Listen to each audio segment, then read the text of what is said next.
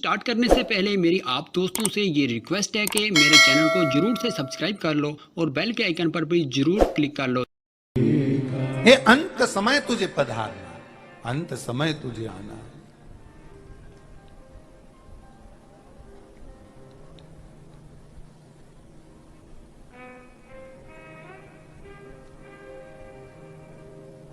और जब तक वो ना आए, वो निश्चित भगवान कर रहे हैं रुक्मणी से कि तू तैयार होकर जगदम्बा के मंदिर पहुंच, मैं तुझे लेने आ जाऊंगा। यहाँ भगवान सती मैया को लेकर कुंभज बाबा क्या कथा सुनने के लिए गए और कुंभज बाबा क्या पहुंचते से कुंभज बाबा ने जैसे ही हाथ जोड़े तो सती मैया के भीतर अहंकार प्रकट हो गया, अभिमान प्रकट हो गया। कभी भी शिव महापुराण की कथा में जाओ, भगवान के चरणों में जाओ, मंदिर में जाओ, द्वार पर जाओ परमात्मा के, तो ये विचार कर कर मत जाना कि हम बहुत बड़े हैं, हम बहुत वीआईपी हैं। तो हम अभी आपसे कहें एक बात, कभी भी अपनी जिंदगी में देखना, कभी जीवन में मौका मिले, सारे मंदिरों में जाओगे तो वीआईपी पास मिल सकता है, पर किसी गुरुद्वारे में जाकर देखना, वहां वीआईपी पास की जरूरत ही नहीं होती, वहां तो प्रेम परोसा जाता है।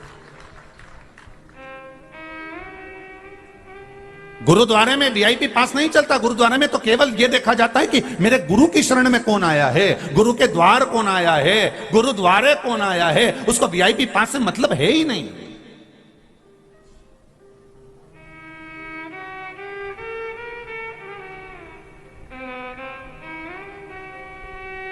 सती मैया शिव जी के साथ में भगवान कुंभज बाबा क्या गई और सती को अहंकार प्रकट हो गया, अभिमान आ गया। अभिमान आता कब है? जब कहीं आप पहुंचे तो अपने भीतर के अभिमान को, अभिमत्ता को छोड़कर, अभिमान को त्याग कर फिर कथा में जाकर बैठो। जब आपको लगेगा कि मैं कोई पद पर नहीं हूं अभियाल में, बस केवल शंकर का भक्त हूं, शिव के द्वार आया हूं, शंकर की चौखट पर आया हूं। लंका अधिपति रावण जब जब शंकर भगवान के सामने जाता था तब तब एक बात ललकार कर तेज कहता था, भोलेनाथ मैं लंकेश हूं। और शिव जी समझाते थे, लंकेश ये तेरा अहंकार तू कहीं छोड़कर मेरे पास आया कर, पर नहीं छोड़ सका, नहीं छोड़ सका। इसलिए अंत समय जब रावण को बाण लगा, रावण मर रहा था, तब कई लोगों ने कहा कि ये शंकर जी का भगत था, ये शिव जी का उपासक था, शंकर भगवान की स्तुति करता था, फिर शंकर जी इसके मरने पर आए क्यों नहीं बचाने के लिए? तो रावण ने शंकर भगवान से एक शब्द कहा था, भोलेनाथ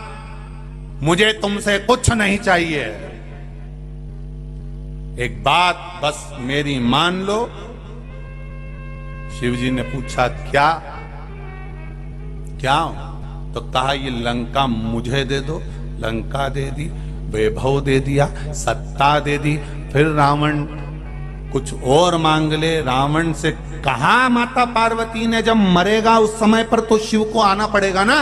लंकाधिपति रावण ने कहा आने की जरूरत नहीं, लंकेश में वो बल है कि किसी देवता को आने की जरूरत नहीं है मुझे बचाने के। भगवान शंकर से कई लोगों ने कहा, जैसे आप लोगों से लोग कहते हैं, ऐसे शिव जी से कहा तुम्हारा भक्त है, इसको समझाओ, इसे समझाओ। तो इतने में रावण के मामले में शंकर भगवान कहते थे, हाँ मेरा भक्त है, तुम्हारा शिष्य है, समझाओ, तुम इसके गुरु हो। तब रावण जैसे ही बात निकलती थी तो शंकर भगवान कह देते थे, मैं इसको नहीं समझा सकता, ये मेरा चेला जरूर है, पर जब मेरे पास आता है तो मेरा गुरु बन जाता है, मुझे समझा के चला जाता है। ऐसे संसार में कई मिलेंगे जो तुम्हें समझा समझा के चले जाएंगे।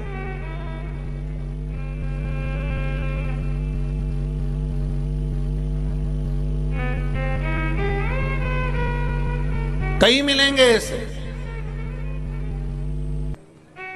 कोई एक या दो नहीं, ढेर।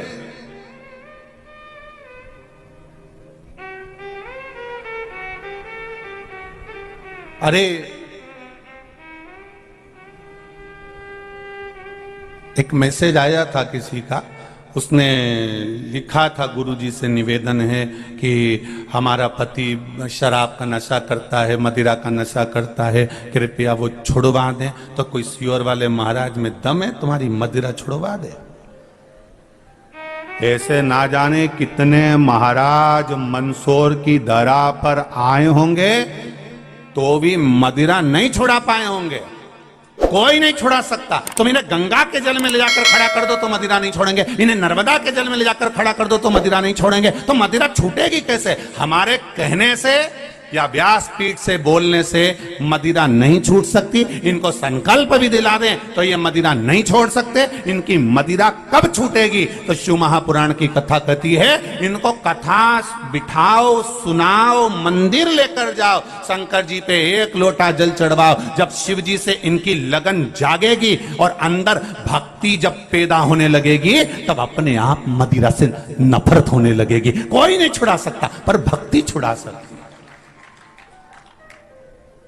मदिरा छुड़ाना कोई बस की नहीं, कोई नहीं छुड़ा सकता, पर भक्ति, अंदर जो पाप है वो निकलेगा। भक्ति भराती चली जाएगी। मंदिर जाएगा, भगवान को एक लोटा जल चढ़ाएगा, शिव जी की आराधना करेगा, एक बेलपत्र चढ़ाएगा, एक चावल का दाना चढ़ाएगा। शंकर की आराधना में जैसे जैसे जैसे जैसे डूबता चला जाएगा, एक दिन उसकी विचार में आ जाएगा कि मैं क्यों ये गंदा नाली का पानी पी रहा हूं, क्यों अपनी जिंदगी नाश कर रहा हूं। इससे तो अच्छा मैं भगवान का भजन करूं। अब मस्तक पर चंदन, गले में रुद्राक्ष की माला, मुख पर श्री शिवाय नमस्तुभ्यम, और भगवान की भक्ति में डूब गया। अब किसी से मतलब नहीं उसको, अब अपनी मस्ती में रह रहा है। कहा 4 तरह का भोजन बेकार होता है। पहले नंबर का भोजन, जिस भोजन की थाली को कोई लांग कर चले गया, वो नाली में पड़े हुए कीचड़ के बराबर होता है। ऐसा भोजन नहीं करना चाहिए जो कोई लांग कर चले गया। दूसरा भोजन, जिस भोजन की थाली में ठोकर लग जाए, वो भ्रष्टा के बराबर, गंदगी के बराबर होता है। जिसमें ठोकर लग गई और खा लिया, वो भ्रष्टा के बराबर है। तीसरे नंबर का भोजन, जिस भोजन की थाली में बाल पड़ा हो, केश पड़ा हो, वो दरिद्रता प्रदान करता है। और चौथे नंबर का भोजन, पति और पत्नी एक ही थाली में साथ बैठकर भोजन कर रहे हो, तो वो मदिरा के बराबर होता है। ये 4 तरह का भोजन बेकार। सनातन हिंदू धर्म में रीति है, पति के भोजन करने के बाद पत्नी उसी थाली में अगर भोजन करती है तो पति की अकाल मौत का स्मरण नहीं होता और नारी का अखंड सौभाग्य होता है। और 4 धाम के प्रसाद के बराबर वो महाप्रसाद होता है। पति के जीवने के बाद पत्नी अगर उसी थाली में भोजन कर रही है, और हमारा निवेदन है, पति की थाली में अगर भोजन नहीं करना है तो निवेदन है, एक थाली में भोजन साथ बैठकर मत करो, 2 थाली लगा लो, अलग अलग लगा लो। साथ बैठ के भोजन करते हो, मना नहीं है, आप आराम से करो, पर एक थाली में दोनों साथ बैठकर खाते हैं तो वो मदिरा के तुल्य होता है। तुम देखना, बफेट में जब पति पत्नी एक ही थाली में खाते हैं ना, तो घर के बड़े भी खड़े रहते हैं, तो इनको सुध नहीं रहता, क्योंकि मदिरा के नशे में रहते हैं। स्नेह का, प्यार का नशा ऐसा होता है, आग लगन दो, अपन तो चरो, अपन तो खाओ।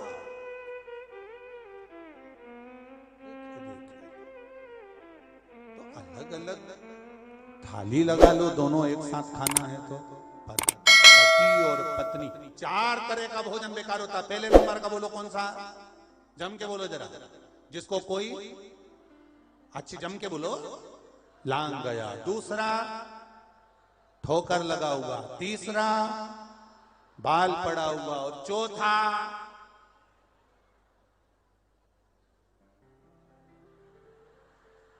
कितनी चतुर बैठी है रे राम, गजब की जगदम्बा है रे राम। चौथे तरह का भोजन है, पति पत्नी एक थाली में भोजन ना करें। और एक बात और स्मरण में रहे, पिता की थाली में, और सत्यनारायण व्रत कथा है ही है, पूरी सत्यनारायण जी की कथा पढ़ लो, पंडित जी से पढ़वा लो, उसमें 5 अध्याय मिलेगा। 5 अध्याय में जितनी बार भी पंडित जी बोलेंगे एक ही बात बोलेंगे, ब्राह्मण के मुख से सुनी, लक्कड़ारे ने सुनी, सत्यनारायण जी की कथा सुनी, फिर उसने सत्यनारायण जी की कथा कराई, फिर उसने सत्यनारायण जी की कथा सुनी, सत्यनारायण जी की कथा कराई। इस 5 अध्याय में सत्यनारायण की कथा थी कौन सी जो इनने कराई थी और उनने बाची थी? तो वो 5 अध्याय में सत्यनारायण जी की कथा नहीं, स्कंद पुराण में लिखा है सत्यनारायण भगवान की कथा। ब्रह्मा जी आकाश मार्ग में गए, भगवान विष्णु नीचे गए, तलातल पताल में जाकर भी भगवान शंकर के चरण नहीं मिले। तब आए, ब्रह्मा जी ने आते से पूछा क्या भगवान आपको चरण मिले? भगवान ने कहा मुझे भगवान के चरण नहीं मिले। बस ये सत्य भगवान विष्णु ने कह दिया था। उस दिन सत्यनारायण भगवान की जय जयकार हो गई। ये सत्यनारायण भगवान की कथा, और जो सत्यनारायण की पोथी में लिखे वो 5 अध्याय इसी का वर्णन करते। तब भगवान शिव ने कहा हे नारायण तुमने सत्य बोला है। 33 कोटि देवताओं ने फूलों की वर्षा करी। कोई केले के खंभ लिया है, कोई कदली लिया है, कोई मेवा लिया है, कोई पंचामृत लिया है। भगवान विष्णु का अभिषेक करने लगे, नारायण नारायण कहने लगे, सत्यनारायण कहने लगे। तब भगवान विष्णु की पूजन उस दिन से प्रारंभ हो गई। सत्यनारायण भगवान की जय। तब मालूम पड़ा कि ये सत्यनारायण भगवान है, नहीं तो इतना दिन से तो मालूम ही नहीं था। अपन तो पंडित जी बोलता था कि 5 अध्याय में उनने सत्यनारायण की कथा कराई, तो अपने मालूम तो पड़े कि थी कौन सी।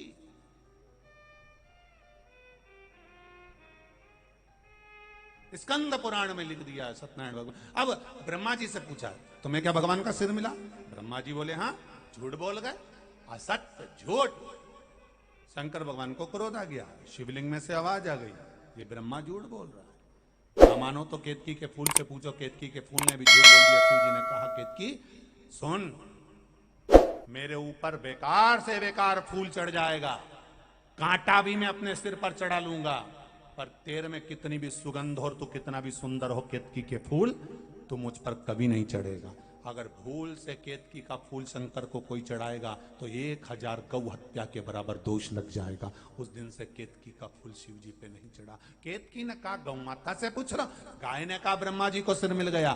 शंकर भगवान ने कहा गौ माता झूठ बोलती है, तेरा शरीर पूरा पूजा जाएगा, पर तेरे मुख से तूने झूठ बोला इसलिए तू अपूज्य मानी जाएगी, तेरा मुख अपूज्य माना जाएगा।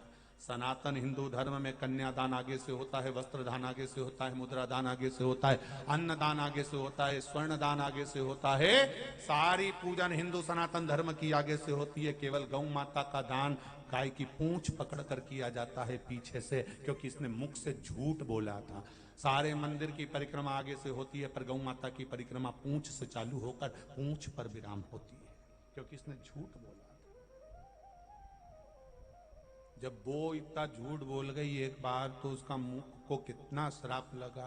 तो तुम अपना अंदाजा लगा के बैठो कि जी हो, तुम कितना झूठ बोलती हो, कितना। ये भाई लोग भी लगा लें थोड़ा बहुत अंदाजा। तुम्हारी जेब में जो यंत्र रखा है ना, जिसको लोग तुम प्रेम से मोबाइल कहते हो, इसका नाम है यम यंत्र। ये यमराज के करीब ले जाने वाला यंत्र है, करीब।